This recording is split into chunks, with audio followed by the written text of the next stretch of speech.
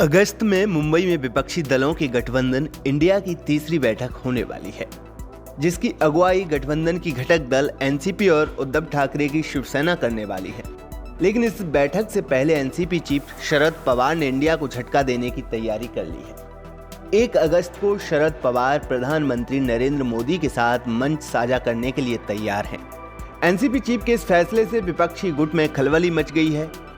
India में शामिल कई दलों ने शरद पवार के इस फैसले पर ऐतराज जताया है। विपक्षी गुट अब शरद पवार को मनाने की कोशिशों में लगा है। आइए पहले आपको बताते हैं कि आखिर पूरा मामला है क्या। दरअसल तिलक स्मारक मंदिर ट्रस्ट की ओर से 1 अगस्त को पुणे में पुरस्कार समारोह का आयोजन किया गया है। ट्रस्ट ने प्रधानमंत्री मोदी को लोकमान्य तिलक राष्ट्रीय पुरस्कार देने का ऐलान किया है। खास बात यह है कि ये पुरस्कार शरद पवार के हाथों दिया जाना है। पवार समारोह में मुख्य अतिथि हैं। पवार ने समारोह में शामिल होने के लिए हामी भर दी है। शरद पवार के इस फैसले ने इंडिया गठबंधन को टेंशन दे दी है।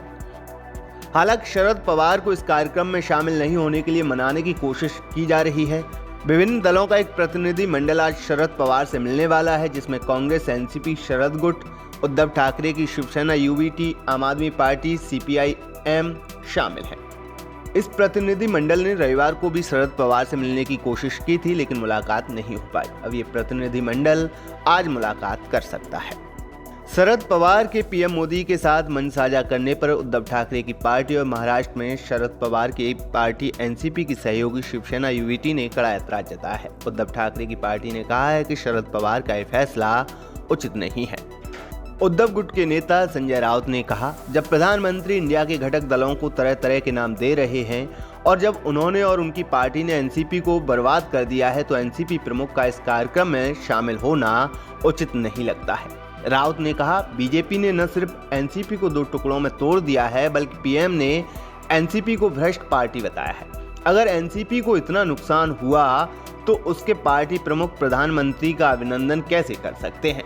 ऐसा करके शरद पवार अपनी छवि और प्रतिष्ठा को नुकसान पहुंचाएंगे। मुझे लगता है कि पवार को समारोह में शामिल होने से बचना चाहिए। राउत ने कहा कि इस कार्यक्रम में शामिल होकर शरद पवार गलत संकेत भेजेंगे। ये लोगों और एनसीपी कार्यकर्ताओं और समर्थकों के मन में भ्रम पैदा करेगा। इसका मतलब ये होगा कि अजीत पवार को एनसीपी के राष्ट्रीय अध्यक्ष का समर्थन प्राप्त है। इस मामले पर कांग्रेस ने कहा है कि कार्यक्रम में शामिल होने या न होने का निर्णय एनसीपी प्रमुख पर निर्भर है। कांग्रेस के वरिष्ठ नेता पृथ्वीराज चव्हाण ने इस मामले पर टिप्पणी करने से इनकार कर दिया है। उन्होंने कहा कि उनका निर्णय है और वो इस बारे में बोलने के लिए बेहतर व्यक्ति होंगे। अगर मैं कुछ भी कहूँगा तो इससे गठबंधन में दरार पड़ जाएगी। मैं नहीं चाहता कि ऐसा हो। मैं चाहता हूँ कि एनडीए गठबंधन बरकरार रहे और हमारे पास लड़ने के लिए एक बड़ा दुश्मन है। वहीं कांग्रेस उस प्रतिनिधि मंडल का हिस्सा होगी जो शरद पवार से मुलाकात करेगा। इस सवाल के जवाब में कांग्रेस के प्रवक्ता ने कहा, हमारे प्रदेश अध्यक्ष नाना पटोले पहले ही कह चुके हैं कि समारोह में शामिल होना है या नहीं होना, इस बारे में फैसला एनसीपी प्रमुख को करना है। इस मुद्दे को हम पवार पर छोड़ रहे हैं। बीवीए प्रमुख प्रकाश आंबेडकर ने कहा कि शरद पवार का निर्णय इस बात का संकेत है कि अजीत पवार के तथाकथित विद्रोह को उनका समर्थन प्राप्त है। उन्होंने आगे कहा, मुझे लगता है कि ये सब नौटंकी थी। इस कार्यक्रम में शामिल होकर शरद पवार भाजपा के कृत्य को वैधता प्रदान करेंगे। आप अपनी पार्टी को 2 हिस्सों में तोड़ने के लिए उसी व्यक्ति का सम्मान कर रहे हैं, ये कल्पना से परे है। वहीं शरद पवार के पीएम मोदी के साथ मंच साझा करने पर एनसीपी की राज्यसभा सांसद वंदना चव्हाण ने कहा, व्यक्तिगत रूप से मैं अपनी पार्टी के प्रमुख के पीएम मोदी के साथ मंच साझा करने के खिलाफ हूं।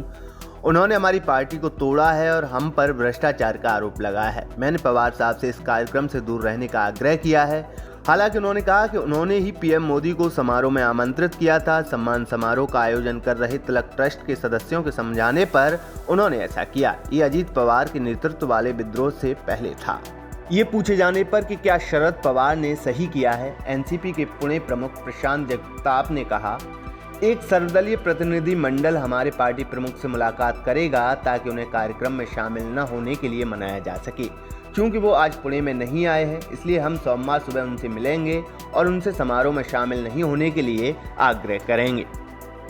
वहीं नाम न छापने की शर्त पर कांग्रेस के एक नेता ने कहा है कि मुझे नहीं लगता कि आप ऐसे समारोह में शरद पवार को चुप रख सकते हैं। संभावना है कि वो एनसीपी के विभाजन के खिलाफ प्रधानमंत्री नरेंद्र मोदी पर पलटवार करें।